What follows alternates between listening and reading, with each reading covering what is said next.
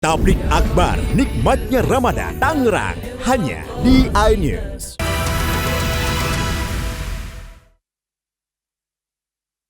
Dan pemirsa, untuk membahas bagaimana proses pengamatan hilal dan metodenya serta prediksi jatuhnya awal Ramadan, kita akan membahasnya bersama peneliti Badan Riset dan Inovasi Nasional atau BRIN, Thomas Jamaluddin. Selamat sore, Pak Thomas. Selamat sore, Assalamualaikum. Waalaikumsalam warahmatullahi wabarakatuh. Pak Thomas, tadi laporan beberapa rekan kami yang melaporkan dari beberapa wilayah di Indonesia, itu ada hilalnya 3 derajat. Namun tipis ya Pak ya? Iya. Jadi kemungkinan ini awal Ramadan akan berbeda atau akan bareng-bareng Pak? Ya, pertama dari segi hisab atau perhitungan astronomi ya. Wilayah Indonesia yang memenuhi kriteria MABIMS yang dipegang oleh Kementerian Agama dan beberapa ormas Islam, itu hanya wilayah Aceh yang sudah memenuhi kriteria. Oke. Tinggi bulannya sudah lebih dari 3 derajat, itu batas minimal kriteria MABIMS. Di Aceh itu 4,5 derajat. Nah, elongasinya atau jarak bulan dan matahari itu 6,4. Ini batas minimal kriteria MABIMS yang dipegang di Indonesia. Artinya bahwa hilal itu sangat-sangat tipis sekali karena elongasinya pas 6,4, tetapi ketinggiannya pun belum terlalu tinggi, 4,5 derajat. Artinya hilal ini sangat sulit dilihat ya, karena hilalnya sangat tipis, kemudian ufuk barat itu masih cukup terang. Tapi prinsipnya itu masih mungkin dilihat. Kendala yang kedua selain hilalnya tipis, mendung ya, Pak? Cuaca. Tadi dilaporkan kan mendung bahkan gerimis ya. Dari Sabang sampai Merauke, rekan-rekan kami semua melaporkannya mendung, Nah, Pak. kalau mendung itu artinya tidak bisa dilihat. Nah, nanti keputusannya pada sidang isbat. Nah, pada sidang isbat ini kemungkinan ada perdebatan karena ada yang berpendapat karena ini sudah masuk kriteria di wilayah Aceh, mestinya bisa diambil keputusan besok, itu awal Ramadan 1 Maret. Tetapi bisa jadi ada pendapat yang kedua karena hilalnya sebut aja misalkan tidak terlihat, itu kemudian akan mengusulkan bulan Sya'bannya digenapkan 30 hari. Sehingga 1 Ramadannya jatuh tanggal 2. Nah, ini ada 2 pilihan seperti ini kalau hilalnya tidak terlihat. Kalau hilalnya terlihat di suatu tempat lah di Aceh atau mungkin di sekitar Aceh, itu akan aman bahwa 1 Ramadannya jatuh tanggal 1. Nah, yang kemungkinan nanti akan ada perdebatan pada sidang isbat kalau hilalnya tidak terlihat di seluruh Aceh atau di sekitar Aceh. Itu yang tadi. Kenapa sih Pak Aceh itu jadi penentu, Pak? Iya, karena di Aceh ini posisi bulan pada saat maghribnya cukup tinggi. 4,5 dan elongasinya 6,4. Karena paling barat ya? Iya, paling barat. Karena makin ke barat itu bulan itu semakin tinggi.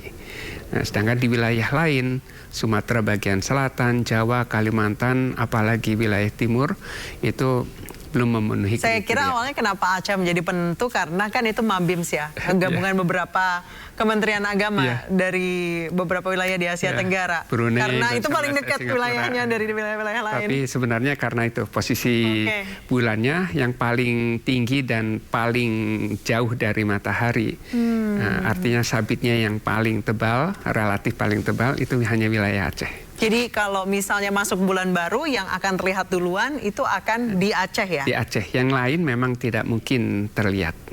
Baik. Jadi walaupun dilaporkan ada pengamatan dari Jawa Timur, dari Jakarta, kemudian dari tempat lain. Bahkan dari paling ujung timur, dari Papua. Iya, apalagi, nah itu kemungkinan besar tidak terlihat. Karena memang masih rendah dan juga masih terlalu dekat dengan matahari. Sangat-sangat tipis. Pak Thomas ya. Baik.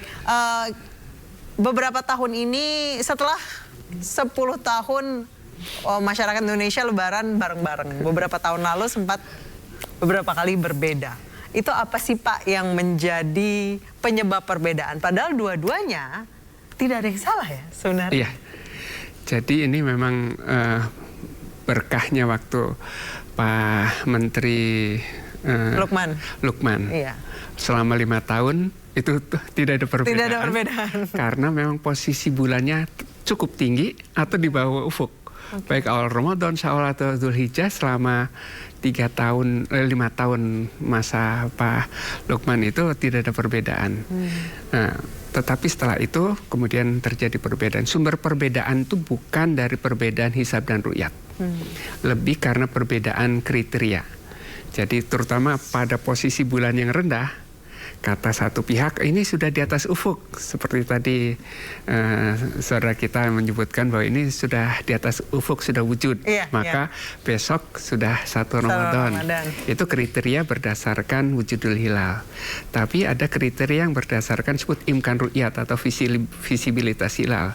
Itu mensyaratkan ketinggian tertentu, jarak bulan dan matahari tertentu supaya sabitnya itu cukup tebal mengalahkan cahaya syafaq. Nah, jadi persoalan perbedaan itu ketika posisi bulannya rendah sekali. Kata satu pihak ini sudah masuk, kata pihak yang lain belum. Nah, tetapi yang kondisi 1 Ramadan ini ditambah juga dengan kemungkinan halangan dari cuaca dan juga kemungkinan dari sulitnya atau terlalu tipisnya hilal tersebut. Jadi kalau kriterianya sebenarnya sudah masuk, tetapi ada kemungkinan gagal ru'yat. Nah, baik, gitu. Pak Thomas, kalau setiap penentuan 1 Ramadan, 1 Syawal, itu kan selalu diadakan pemantauan hilal. Ya. Sementara kita tahu kalender matahari itu sudah ajak. Januari, Februari, Maret, April.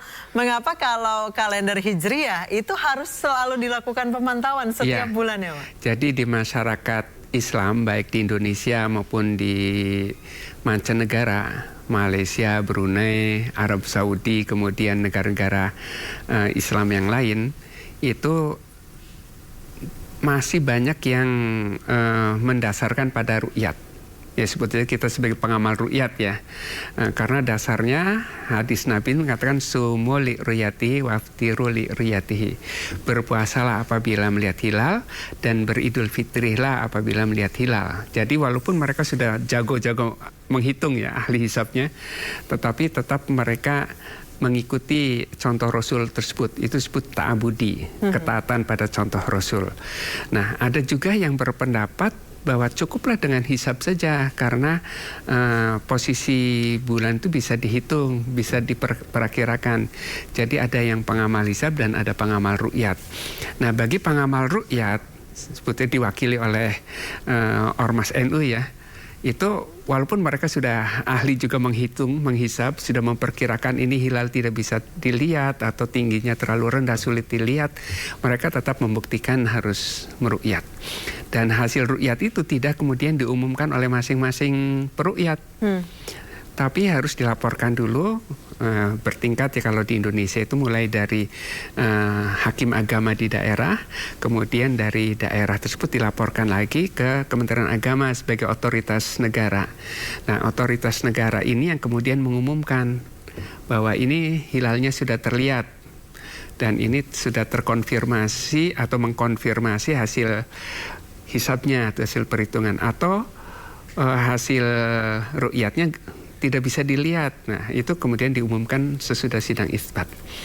Nah, jadi fungsi sidang isbat satu sisi itu memusyawarahkan ketika ada potensi terjadi perbedaan. Yang kedua fungsinya adalah mengisbatkan atau menetapkan hasil ru'yat. Nah, kemudian Pak Thomas, kita selalu menghitung setiap tahunnya karena kita pakai kalender Masehi ya, bahwa Lebaran itu tiap tahun maju 10 hari. 10 atau 11 hari. 10 atau 11 hari. Di saat sudah bisa ditentukan kalender, kenapa tidak bisa diajekan saja gitu, Pak? Ya, itu bagi yang pengamal hisab, itu bisa. Jadi sekarang ini sudah bisa dihitung posisi bulannya berapa derajat, itu masuk tanggal atau belum. Seperti pengamal hisab di Muhammadiyah, kemudian ada di Ormas Persis misalkan, itu mendasarkan pada hisab saja. Tapi memang ada yang pengamal ru'yat menghendaki supaya selain dihitung, kalau hitung memang bisa membuat kalender. Iya. Tapi untuk bulan-bulan ibadah, itu mereka menginginkan ada konfirmasi ru'yat. Jadi ru'yat itu mengkonfirmasi hasil hisab. Baik, baik. Jadi untuk Idul Fitri, Idul Adha itu tetap Dan dibutuhkan. awal puasa tetap dan awal harus. puasa. Awal Ramadan dibutuhkan adanya ru'yat. Ya. Nah, Pak Thomas, untuk dapat melihat, saat ini kan banyak wilayah yang sedang mendung. Kalau tidak terlihat sama sekali, berarti tidak ada jalan lain selain membulatkan ya Pak ya? Iya, selain mengistikmalkan ya, menggenapkan bulan berjalan dalam hal ini bulan Sya'ban ya, itu menjadi 30 hari. Kemudian baru lusanya itu baru tanggal 1. Nah, tetapi kita belum bisa menentukan sebelumnya sih, karena nanti pada sidang isbat itu biasanya ada pendapat-pendapat yang jadi pertimbangan Menteri Agama juga. Jadi bisa jadi karena begini, ada pendapat di masyarakat termasuk di ahli hisab ru'yat ya. Kalau bulan sudah memenuhi kriteria di suatu wilayah di Indonesia dan juga dikuatkan oleh fatwa Majelis Ulama tahun 1981 bahwa ketika ahli hisab sudah bisa menentukan bahwa kemungkinan hilal bisa dapat dilihat dan pada saat ru'yat tidak bisa dilihat, maka bisa ditentukan besoknya itu sebagai tanggal 1. Baik. Nah, itu bagi pengamal hisab. Tapi bagi pengamal ru'yat tetap saja harus menunggu. Harus dilihat ya Pak. Harus menunggu. Nah, Baik. itu nanti waktu sidang isbat diputus. Baik Pak Thomas, kita masih akan lanjutkan dialog ini, tapi bukan dengan saya, nanti dengan rekan saya Diandra Mukni, dan kami masih akan melanjutkan dialog terkait mencari hilal 1 Ramadan. Breaking News akan kembali usai jeda.